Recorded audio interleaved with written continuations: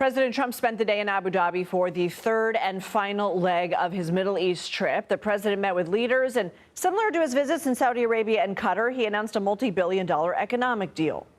An amazing country. You're a rich country. You can have your choice, but I know you'll never leave my side. I know that. And you know the special relationship that we have and our country has. So our country's back with you, and our country's back in a lot of ways. CBS News White House reporter Willie James Inman joins us now from the White House. What can you tell us about these agreements?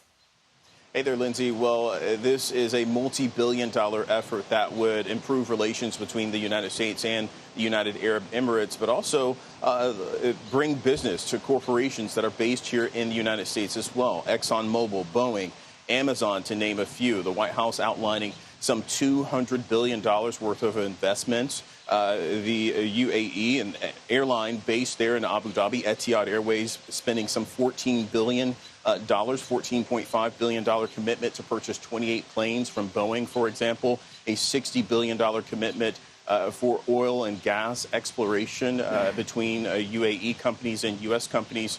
This is essentially what the White House has been pitching this entire trip, building on top of the other announcements, the multi-billion-dollar announcements that the administration announced during visits with Saudi Arabia and Qatar. I'll also point out there's a $1.4 trillion commitment over the next 10 years for working on artificial intelligence, building the infrastructure needed to power AI. That includes semiconductors and quantum computing as well. So the U.S. and UAE improving those ties, especially when it comes to those business ties.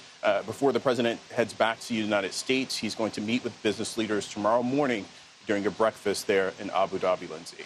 And President Trump on Thursday also addressed nuclear talks with Iran. What did he say? Yeah, that's right. The president seemingly confirming some reporting out there that the Iranians were presented with a deal, the outline of a deal. The president talked about that earlier today. Listen to what he said. Iran has sort of agreed to the terms. They're not going to make, I call it in a friendly way, nuclear dust. We're not going to be making any nuclear dust in Iran. And we've been strong. I want them to succeed. I want them to end up being a great country.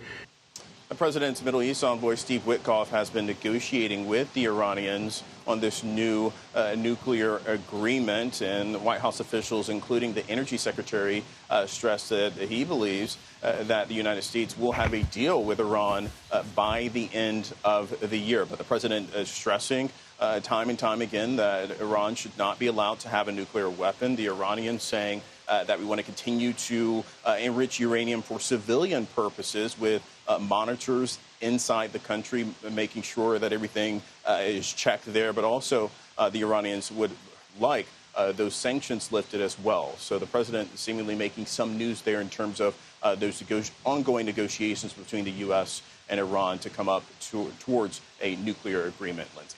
Ukrainian and Russian officials are set to hold peace talks in Turkey, but neither Vladimir Putin nor Volodymyr Zelensky will be there. Is there still an opportunity to broker something?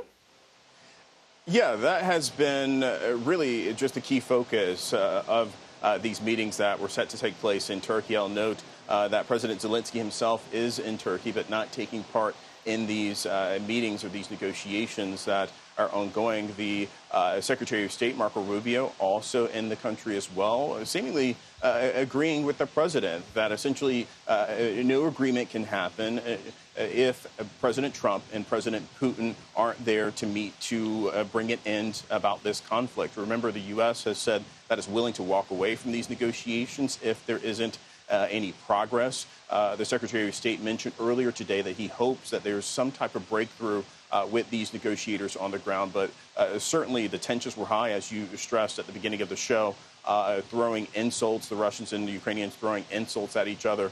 But clearly, the president's still hopeful, and this White House still hopeful, as at least for now, in terms of coming towards an agreement between Ukraine and Russia, Lindsay.